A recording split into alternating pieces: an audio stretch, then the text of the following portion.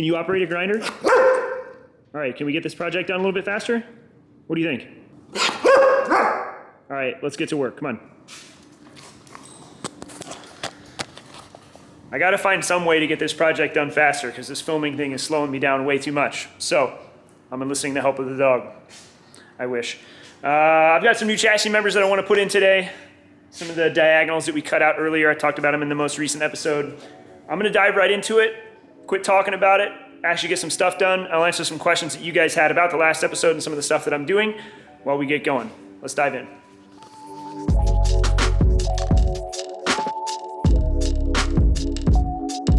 I'm getting started today by removing old tabs and some of the old material left behind from the supports we cut out several episodes ago. I want to get this stuff cleaned up, mostly just because I want things to look nice once I'm done. It wouldn't really hurt to leave this stuff there, but ideally I want a finished product that looks truly finished. An angle grinder with a flap wheel and my small die grinder with some grinding discs on it are proving to do a great job of the whole thing.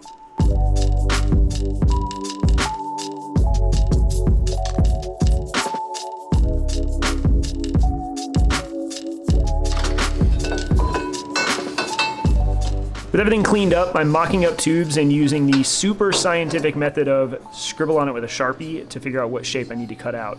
And it's rudimentary, but it works really well.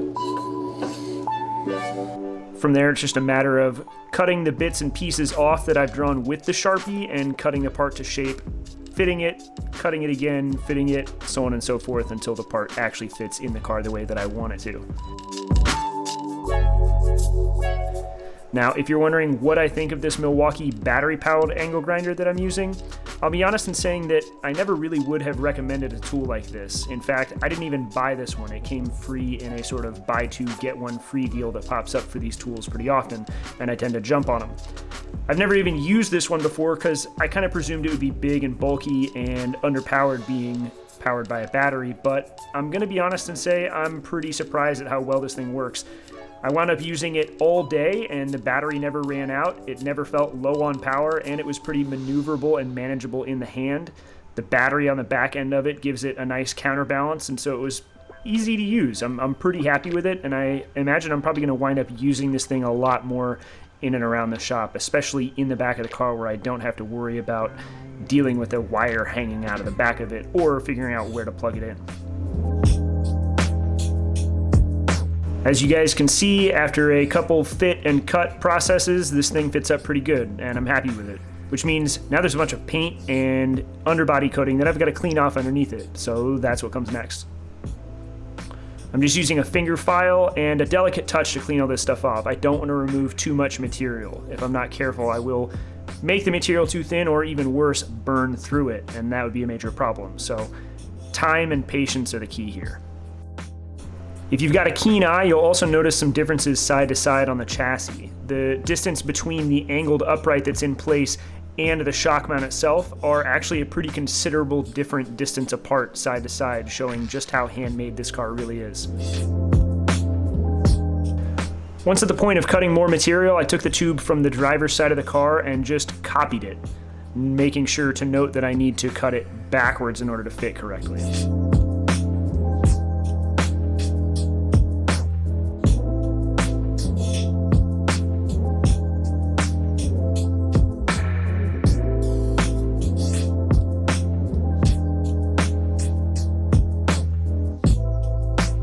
As you can see, once again, it's just a matter of kind of making marks and whittling away at it until the part fits the way that you want it to.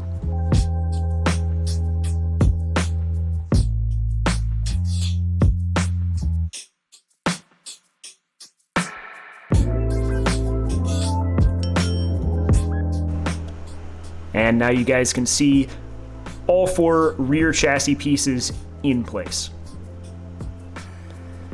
They're kind of sitting there, so you'll have to kind of ignore a little bit of the gappage that's in place. Everything fits up nice and tight once I hold it right where it needs to be.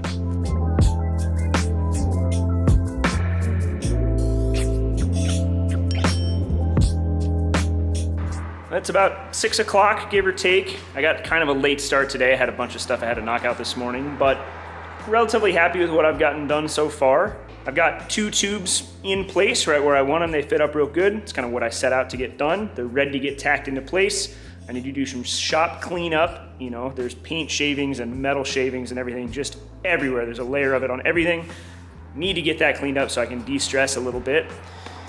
But overall, pretty productive day. I've had my my headphones in. These things are kind of cool. They are, I think, like 25 or 28 decibel noise canceling headphones. So they're also earplugs, and they're Bluetooth, and I haven't been able to hear any of the construction outside. It's been pretty nice. Also haven't heard if anybody's knocked on the door or anything, but they're a loss. But yeah, overall, a good day. I think some cleanup, and we'll come back in tomorrow morning, get some pieces tack welded in, and then start on some templates for some lower supports underneath these control arm horizontal members that we're building on top of. I'll see you guys in the AM.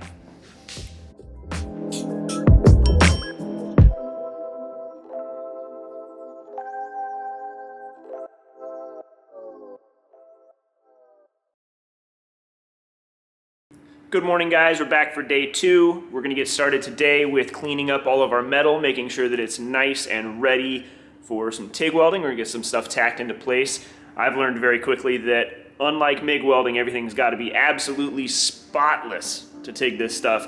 So I'm gonna take a few minutes, wipe everything down, kind of use some acetone, make sure I don't have any bits of primer and all that kind of stuff in place, and then we'll tack some parts in. Let's do it.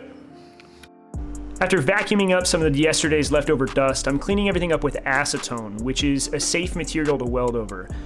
There's a lot of controversy about what you can clean metal with, and as far as I understand, acetone is one of the safe ones. You can even weld over liquid acetone without adverse effects, although it is technically flammable. The one you've really got to watch out for is chlorinated brake cleaner. You never want to use this to clean welded parts, because if you weld over liquid brake clean, it can and will create, if I remember right, phosgene gas, and it can kill you.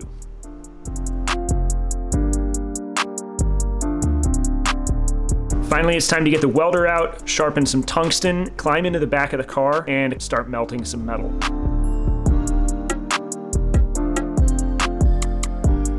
I thought about hiding some of my blunders as I worked my way through this, because I wound up sticking the tungsten to the material quite a few times. I was in an uncomfortable position, working in a space that I've never really done. Most of my TIG experience is just on the workbench. I've also got pretty bad eyesight and absolutely terrible depth perception, so it makes it pretty hard to keep the tungsten out of the part. But eventually I did get through this, and I'm pretty happy with how it came out.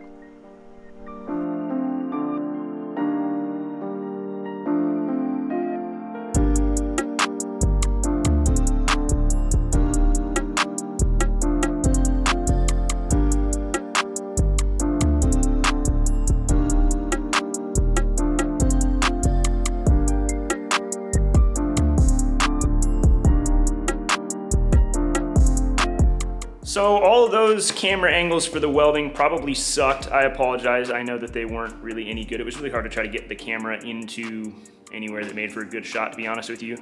But also, to be honest with you, I'm okay with it. My TIG welding needs a lot of work. You wouldn't want to pay me to do any TIG welding for you. However, I also can admit that the only way to get better at this and to learn to do it proficiently is to dive in and do it, even when it's not going totally my way. I could MIG this stuff. I know how to MIG, I know how to MIG well.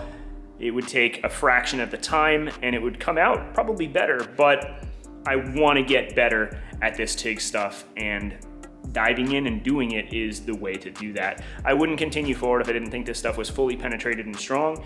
It's just, it's got some room to grow in the aesthetic department, but it'll also look better with some textured black paint on it when we're all done. So I'm not too worried about it. We'll go on and put that stuff on hold. Everything's in place. It's not fully welded in, but it's at least in there. I can start building structure off of it. It's not gonna move. So with that done, let's turn our attention to some lower parts on the car. All right, so you can see one of our new pieces is in place, and I'm really happy with how it came out. I think it looks a lot better than it did stock.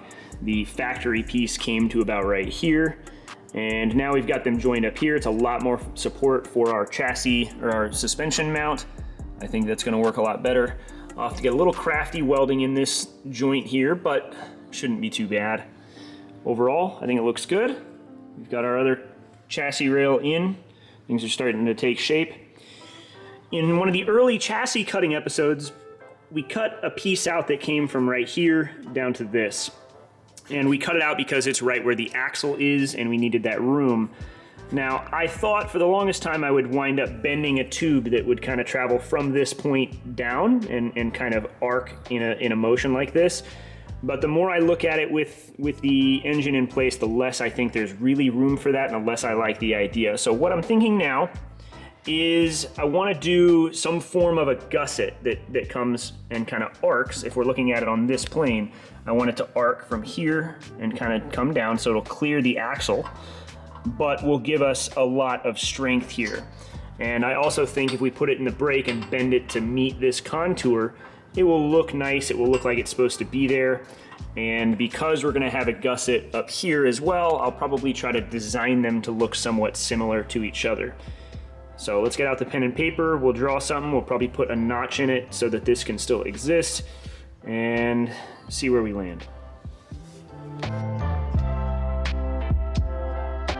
I don't know how much explanation making a paper template really needs, but as far as what I'm doing here, I'm just slowly fitting the paper up and trimming away at it until it fits the way I want.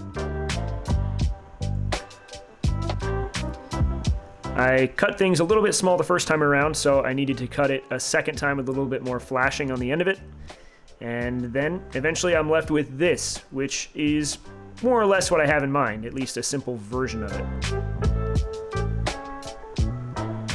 Now, this thing is admittedly very rough. It is just a proof of concept. You know, I'm gonna take this and draw it up in CAD and get it water jetted like the other gussets we did in the last episode. But this will at least give me something to base a drawing off of. I also will show you guys, probably in the next episode, how I'll take a CAD drawing, print it back out on a paper, and confirm that the part fits, because that's important. I want to make sure I'm gonna get something that's gonna fit on the car before I spend the money to get it water jetted and have a really nice, pretty part that doesn't work. But with this done, that's gonna be my stopping point on the Ferrari today. I know it wasn't like the craziest fabrication day. We did get some good stuff done, but I've got to jump over to the M3. Let's go over there. So the few of you guys that caught the last M3 episode, thank you to all like 6 of you that watched it, will know that I just put new suspension on the car. It's got a set of H&R Motorsport coilovers on it, and I have not gotten to drive the car yet. So I'm pumped to say that I'm heading out to Big Willow at Willow Springs this weekend to break the car in. However, it's not just a normal track day. I'm pretty pumped. I've been invited out as a guest of Driving Line and Nitto Tire to compete in one of their driver battle episodes. And if you haven't seen those, they pit 2 cars head to head to compete for time, and it's usually 2 cars that are pit together in pop culture. So this episode is going to be the E30 M3 versus an authentic 190E Cosworth, and I'm really pumped that they've chosen me to participate in this. I'm excited to go out and take everything I've got, put it all on the line, and try to bring home a victory. I've got some work to do. I've got to fix the exhaust on this thing. I've got to align it. I've got to do a full nut and bolt check and just kind of get all my stuff together and make sure this thing is ready for prime time. So that's why I've got to pull myself off of the Ferrari and put myself on the M3. I hope you guys want to see some content around that. I'll take my camera and show you guys some fun on-track footage. I'll kind of document getting ready. So next episode will be some M3 content. You will have to go to Driving Line's channel and check out the driver battle episode once it airs to see the winner. Fingers crossed that it'll be me and the BMW. Let me know who you guys think will take it. It's a nice car. I've seen the 190. I've seen it in person. I've talked to the owner. I'm excited that they've chosen a good one. So we'll have to see how it goes. Anyways, thank you guys as always for supporting this channel, for liking, commenting, subscribing. That stuff means a lot to me. I read every single comment that you guys leave. They mean a ton. I appreciate the support. I will catch you guys in the next episode. Thanks.